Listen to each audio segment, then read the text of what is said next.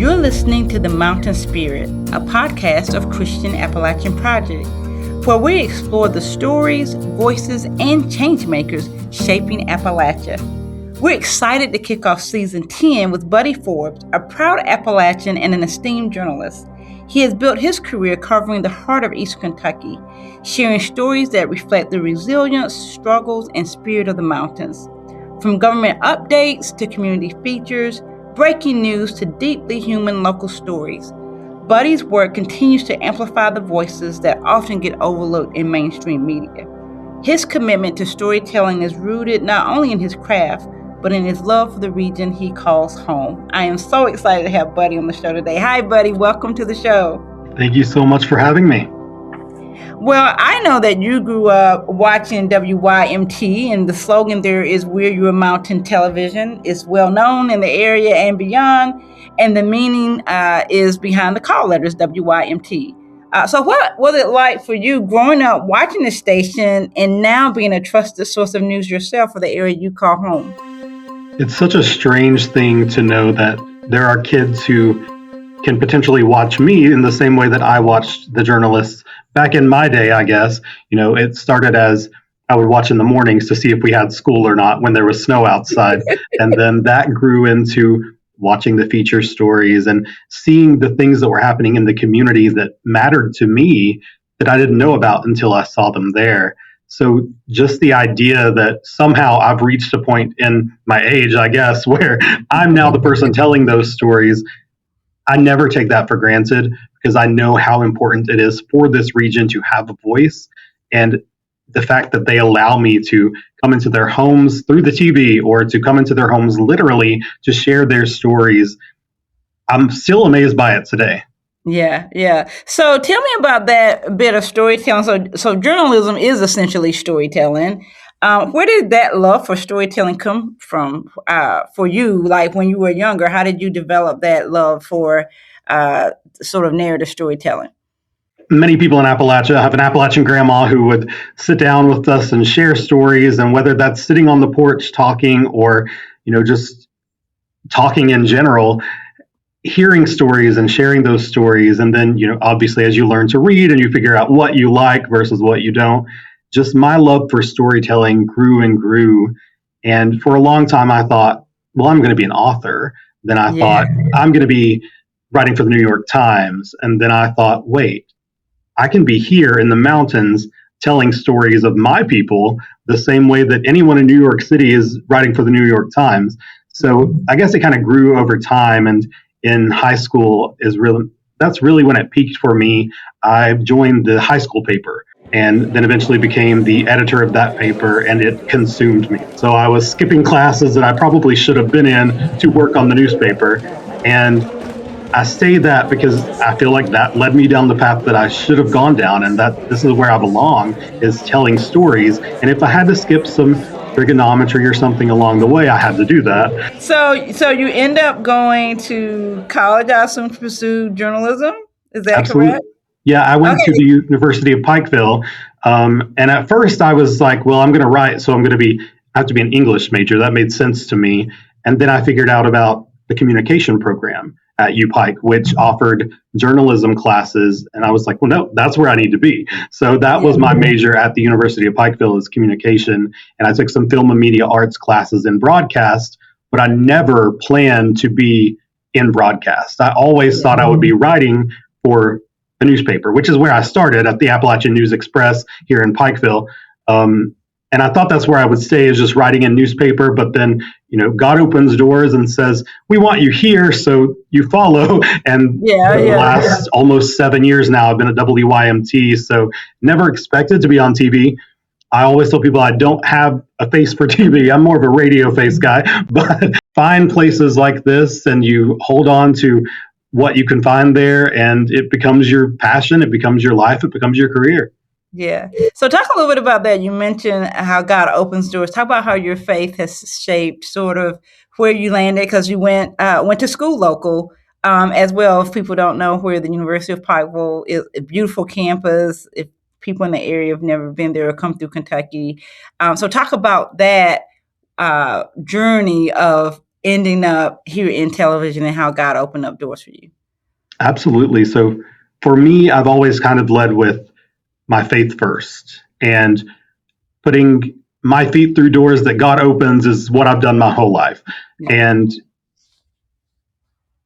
I have a lot of conversations with God about everything, but especially when it came to my career, I said, God, I want you to show me where you want me. Because again, I wanted to leave the region. I didn't want to stay here. I didn't think there was anything for me here. As someone who wanted to do what I'm doing, I thought I had to leave. I had to find a different place, a better place, a more urban place, I guess. And then God said, but you're surrounded by your people. They have stories just like everyone else. They have needs like everyone else. They need to know what's happening in their local government. They need to know what's happening in their neighborhood. There are voices of people who have been murdered. There are voices of people who have had things done against them. And you can help amplify those by staying here.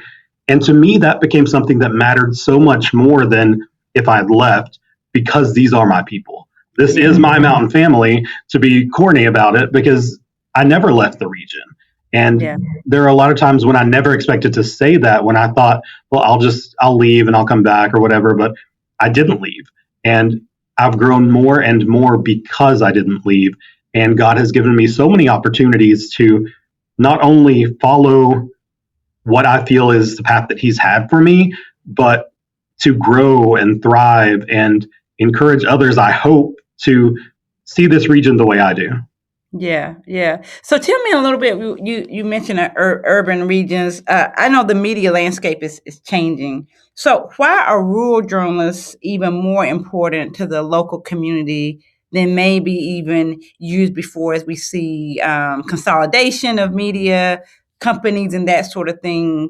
I know here in Lexington, we go to every year to the rural journalism dinner, celebration of rural journalists throughout the country. So talk a little bit about the value of local journalists in their local communities and how you all are navigating sort of the changing media landscape. I believe lives kind of start and end in local journalism here. We, from the moment a baby is born in the hospital, they're published in the paper, and then everything that happens from then on, they need to know. They need their stories told.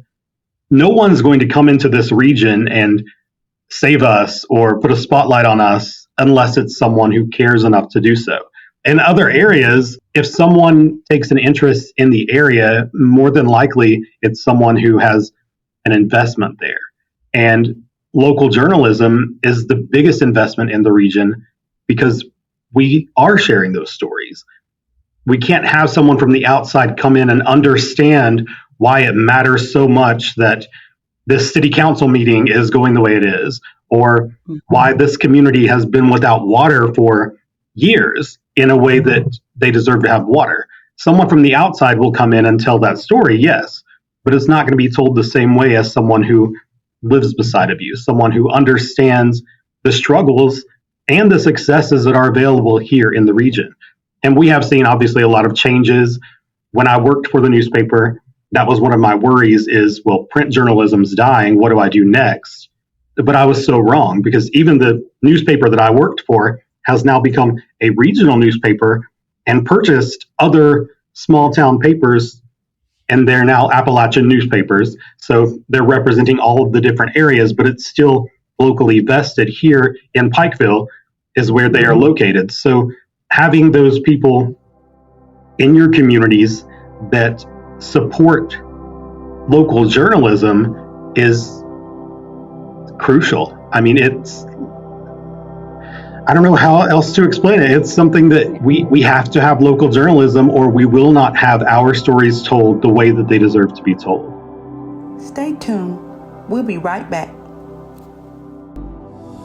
Your generosity has a direct and positive impact in the lives of people in need in Appalachia every day.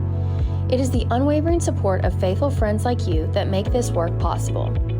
Many of our supporters are beginning to plan and envision what kind of legacy they want to leave to support the causes that are near and dear to their hearts. CAP is happy to provide a safe and easy experience for people to create a will and support CAP through non-cash gifts. Through our partnership with Free Will, CAP offers our donors the ability to create a will online and alter it at no charge. Our partnership with Free Will also includes their Smart Giving Suite, which allows donors to give through their IRA, donor advised funds, and stock online, in addition to creating a will for free. In recent years, Appalachia has faced unrelenting challenges, including the pandemic, inflation, and back-to-back natural disasters. You can make a life-changing impact and leave a legacy of hope in Appalachia. To learn more about non-cash giving opportunities, please visit christianapp.org/more ways to give. How do you work to maintain trust in these? It's a close-knit community, I'm sure, when you're covering the sensitive topics that these may be neighbors or adjacent people that you know that you've come across with. So how do you balance that for yourself and your own career? There's something that I've said kind of since the beginning of starting this, because again, it's a lot about storytelling, but it's also about people. So even when I'm training like a new journalist here, I'll say the human comes before the headline. So the way that I approach things is understanding that these are real people that I'm talking about, whether it's someone who was arrested or someone who just lost their home in a fire, someone who's gone through the biggest tragedy of losing a loved one. There's never a good way to approach, hey, do you want to talk about that on TV? Right. But the way that I like to reframe it is, if it is someone who maybe has passed, we have the responsibility and ability to shine a light on their life and give them a memorial that we feel they deserve. And even if it's a sensitive topic like that, allowing someone to sit down with you and share from their heart about this person who otherwise people may not know about. Yeah. This allows them to live on. It allows this person to talk to you about them. And for me, that's what it's all about, is making sure that the people here in the region who make this region what it is have a spotlight. No matter what the story is, no matter how maybe hectic or tense or sad it may be, we have a responsibility to that. So I approach things like that. I'll often send long messages of, I don't want you to get the wrong idea. I know I'm a reporter asking you about this crazy thing that's happened, but I'm doing that from a lens of giving you the ability to tell your story and understanding that I have a responsibility to tell that story as well. Yeah. So that's more kind of the individual person. So let's pull that out a little bit, because I know that literally in the last 5 years, I feel like every year there's one or two disasters or, really big things that impact like large numbers of people in the community. So when you are approaching sort of like a tragedy that affects like whole sections of people and multiple people in the same family and those sort of things, how do you manage or approach that story where you know that there may even be people that that were impacted by the story, then that you have to go in as a professional and tell? Absolutely. I mean, we've seen devastating flooding here in the region that we never would have expected, because it happens in areas that they don't flood. But year after year, we've seen more and more that all of these communities are being hit so hard by this.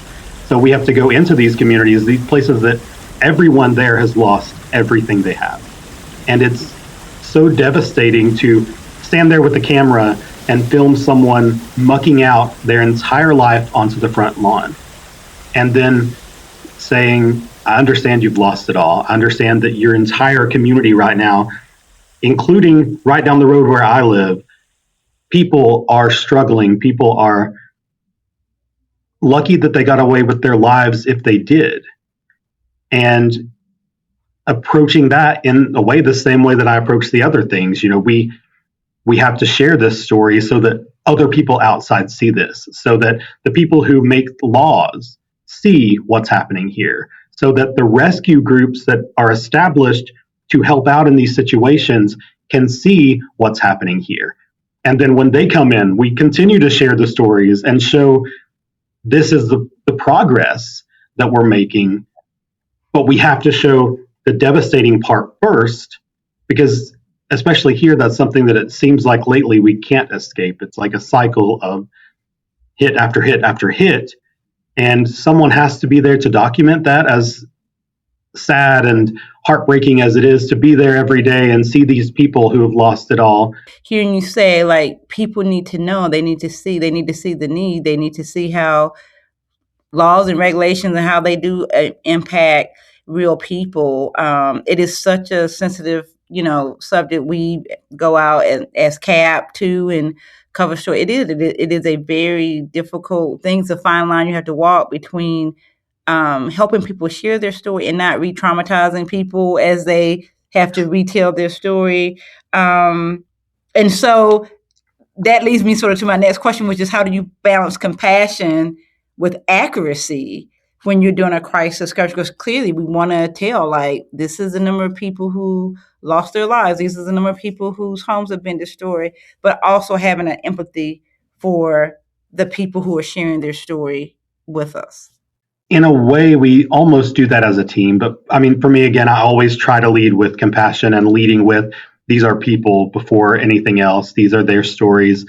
But, it does get to the point where we're telling, from one day I'm telling a story about one family, and then the next day it's a different family. So it can, from the outside, maybe seem like, well, they've moved on. But I think that's part of it, is even if it's something that's hard to tell, understanding that from day to day that's going to look a little different, but we're still going to get these stories out there. And even when it's tragedy that people have lost their lives, it is a balancing act, because you don't want to focus in and say, well, this is happening here, and you're missing the broader scope. Yeah. But I guess for what I'm doing now, our team, we have people scattered out so that we can try to hit as much of the region as possible and not leave anyone out. But that's one of the things that is harder to balance when you have kind of a smaller team, is we understand that it's happening here, but it's also happening here and here and here. And how do we get to all of these places to show that we know it's happening there, and we want to represent each place the same? I guess that's one of the harder parts of making sure that we do lead with compassion, but we also show the reality is this is what's happening. Yeah. So is there a crisis that you've covered that stayed with you today, or like a story that just like, I'll never forget that story, and maybe how it touched you, or how you really just felt like we really did a great job there sharing the human side of that story? That's such a hard question, because there are so many stories. But I mean, I keep going back to 2022, the flood. We actually did an entire documentary sort of on the flood called Faces of the Flood, where we kind of sat down after the fact. I think it was a year after. We all sat down and we shared the stories that stuck with us most. And for me, there was a lady here in Pike County who, she and her husband, they went to the doctor. They came back, and he relied on a wheelchair to get in and out of the home. But she was so tired, she couldn't help him get into the wheelchair. So they slept in their car that night. And that was the night the flash flooding came. So when she woke up, they had water up to their chests, and they didn't know what they were going to do. They were just stuck in their car because she couldn't get him out. So she was screaming, and their neighbor heard them. And she said that it was an act of God that he heard them. He happened to be awake, I guess, checking on the water levels as well, and was able to come and help them get out of the vehicle into their home. And then they lost so much to the flood. And then when I went back to revisit her after the flood to tell, where are you now? Her husband had passed. It wasn't related to the flood. It was related to the conditions he had before. But speaking with her about that night, in hindsight of him being gone, stories like that stick with you. And that's why I say we have such a responsibility to tell them, even if it's hard on us, because it is hard to go from dramatic story to maybe a funny story to political things back to dramatic. We have to walk that line of moving on to a new story the next day. But every story that I've ever told in some way sticks with me, because that is a person whose life has been affected, or a person whose life has gotten great. You never know what the story is, but every story kind of sticks on in a different way, I think. And they all lead you to today. Yeah. And that people are willing to trust you with their stories. Like, that's a privilege. Oh, absolutely. That's something I never take for granted because, again, when you hear from a journalist, hey, I want to come talk to you about this, all the power goes into their hands of how that's going to go out to the people. And the fact that people will talk to me and understand that I'm going to put that out there as fair and as accurate as I can, I don't get over that because I don't know if I wasn't in this business if I would just trust someone to tell my story for me. Yeah. So let's switch gears a little bit. There's a lot of misinformation and disinformation that's just rampant now, as well as AI generated content. So how do you see those kinds of things impacting Appalachian communities? And how do you see your role in being a trusted news source? AI is a big one because I think everyone understands that it is a tool that was created to be useful and helpful for so many different things. But especially in what we do, it can be dangerous because you can log onto social media and see something being shared as complete fact, and now it has a photo to go with it, and that just gets shared. That's now going out there as an article. Right. So, the ability or the responsibility becomes even more for us to make sure we're not relying on those resources. As far as company wide, we have maybe we have one AI trusted source that we're allowed to use, but it's something that we can't use that to write stories. So I could never tell AI to write me a story about XYZ. That could never happen in journalism because that's not true. That's not a journalist telling the story. So we have tools that we can use that are AI powered, but our responsibility is to make sure that we are not sending out inaccurate information, and especially when the whole landscape is peppered with those AI photos and satirical news stories that are now people are sharing them saying, oh, this must be real because 15 people have shared, it's another one of those balancing acts now that everything lives on your phone. But I think we haven't even begun to really see what it looks like from a news perspective of trying to address this, because there's also the point of, a lot of tips that we get. Now those could be fabricated. Someone could create an entire video, send that and say, hey, this is reality. But obviously as a journalist, we have to discern, is this real or is this not? So that becomes a little trickier with AI, but I guess we'll see what that actually looks like, because of course it does have all of these things that should and could help in this realm of the world. But at this point, I'm still a little weary, and maybe that's just the curmudgeon grandfather in me that's I don't know, but So we it's a tool, but you have to be mindful of how it's used. All right. So, what gaps do local media outlets like YMT feel when compared to other stations that might be focusing on larger cities or more regional or national coverage? The gaps. I mean, we don't have as large of a team as we once had.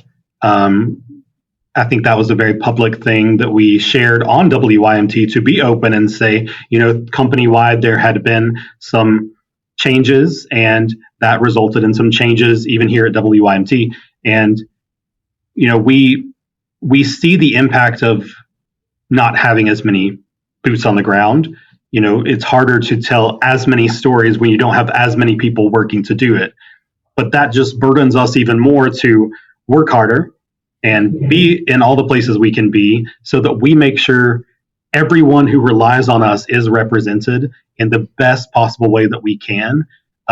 So no matter what the gaps are, we work, and maybe that's an Appalachian thing. Maybe it's because we are here in the mountains and that's what we've been told to do, pull up the bootstraps to get to work. And that's what we do. We do our best to make sure that no matter what the gaps may be, we kind of just jump over them and hope for the best and do what we can to fill as many of those as we can ourselves, and hope that the result of that is our people hearing the things that matter, telling the things that matter, and we're not missing anything. Yeah. So tell me about social media. Has that influenced your storytelling approach or how you connect with viewers and people who may comment on stories that you've covered? Or how do you use it to connect with the community? Absolutely. Social media is crucial in what we do because, again, we are in everyone's pockets. All they have to do is send a message to me on Facebook, and I know what's going on in their home or their community. And I think that's incredibly powerful that we have that ability to just be within a text away from each other. And a lot of people may not watch the news on TV the way that maybe they used to back in the day, but now we have our social media presence, all of our digital presence, so that we can make sure those people are still being served and still being taken care of the way that they deserve. And they have that ability to give feedback, which may not always be what we want to hear, but it's still their ability to give feedback and share their perspectives and their stories with us. And that's, a lot of the time how we get a lot of our tips is, a message on Facebook or a post on Facebook that someone tags us in. And it really makes us more part of the community. And that's something that when I first started here and I joined Facebook as Buddy Forbes WYMT, because at the newspaper, I didn't have like an official out there public presence. That was one of the things that I was like, well, how am I going to build a trusting group of people? Especially when the first Facebook Live I did, someone commented, his forehead is reporting live from the scene. And, that's not what you want to hear as a new reporter, especially covering a tragic death. But, that's how social media works. You have the responsibility, the ability, and the network there, but you also have to take in all the things that come with that, which is people who are going to comment things like that. And you just have to go with it and understand that you have to take all of the good from it that you can, because there's enough bad there that it's going to happen. You can make this summer into a season of service and have a lifetime of impact on youth in Appalachia. Join us in the great outdoors by becoming a camp counselor at one of our 2 beautiful camps in eastern Kentucky. Room and board, stipend, travel reimbursement, and educational award are available. Apply today at christianapp.org/volunteer. That is christianapp.org/volunteer. So what motivates you to continue reporting? You've talked a little bit about it really since we started the interview, but I still want to ask that question. What motivates you to continue reporting in Appalachia day in and day out, or maybe there's other opportunities for you? This is my home. I am Appalachia. I don't know how to be anything else.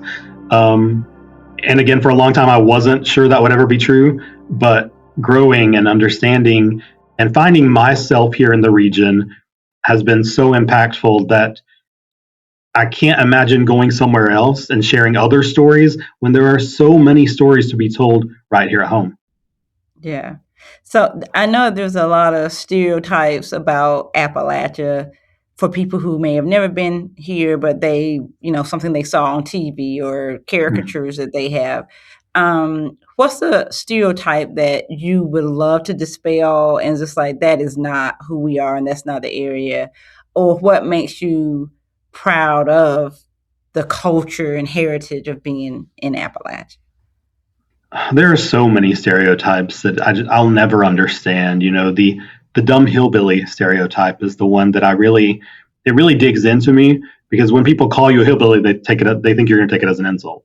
And I've learned not to do that, because I've seen these hillbillies take everything that comes at them with strength and stride and all of the best of things and come together as an entire region, not me, what's good for me, what's going to help me, but seeing, oh, my neighbor would benefit from this, let me help them. We have, that takes me back to during the floods, people who would muck out their neighbors' homes before they even bothered to touch theirs, because that was the system. We help you, we get down the line, eventually we'll get to me. And I think that dumb hillbilly of it all is actually our strength of we stick together. We are a region And I think that, I don't know if the stereotype matters anymore. It doesn't matter what someone else out there thinks, because we have an entire region of people who are now sharing the stories of the region. So you can see what a hillbilly is if you watch WYMT and you see these people, or if you read the local newspaper and you see the stories of these people. So I think that's one of the biggest things, is changing that stigma and making people understand what this region actually is, which is also a big part of why I stay and do what I do. Yeah, I love it. Do you remember the first story you ever had on the air? Ooh. I wish I had looked up. I want to say it was a food bank story, maybe. Honestly, I can't remember. I know one of the first stories I had was, we do a partnership with God's Pantry Food Bank, and I believe that might have been one of the first stories, but it's been so long now that I would have to go back and look and actually see which story was the first story. But they all matter just as much. They're all my babies. Yeah, there you go. So believe it or not, we're already at our ending, and I never let a guest get out without asking them this question. So the mission statement for Christian Appalachian Project is building hope, transforming lives, and sharing Christ's love through service in Appalachia. So when we think of these 4 words, hope, transformation, love, and service, which one do you think embodies the Appalachian spirit the most?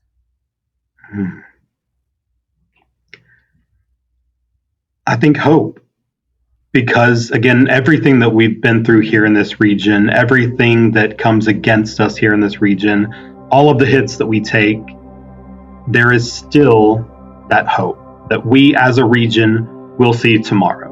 And that's what gets us through, through the mud, through the muck, through the ice and the rain and the snow, is understanding that that's a moment in time. But tomorrow, these mountains are going to look different. The sun's going to rise, and we are going to be there together, because we always have been and we always will be. Wow, that's a great way to end an episode. Buddy, thank you so much for being on the show today. We appreciate your time. Thank you for having me. I appreciate it so much. Our guest today was Buddy Forbes, a proud Appalachian and an esteemed journalist, and I hope you all will check out some of his stories on WYMT. You can find them online at YouTube and find them on social media. Well, you know that you can catch new episodes every Tuesday and invite your friends to listen to. You can follow the work of Christian Appalachian Project on all social media channels, and find the show at christianapp.org/podcast, or wherever you get your favorite podcast. If you like the show, you know the drill. Please take a quick second to click the follow button and leave a review so it'll help others find the show as well. Until next time, this is The Mountain Spirit. Keep listening, keep learning, and keep lifting up Appalachian voices.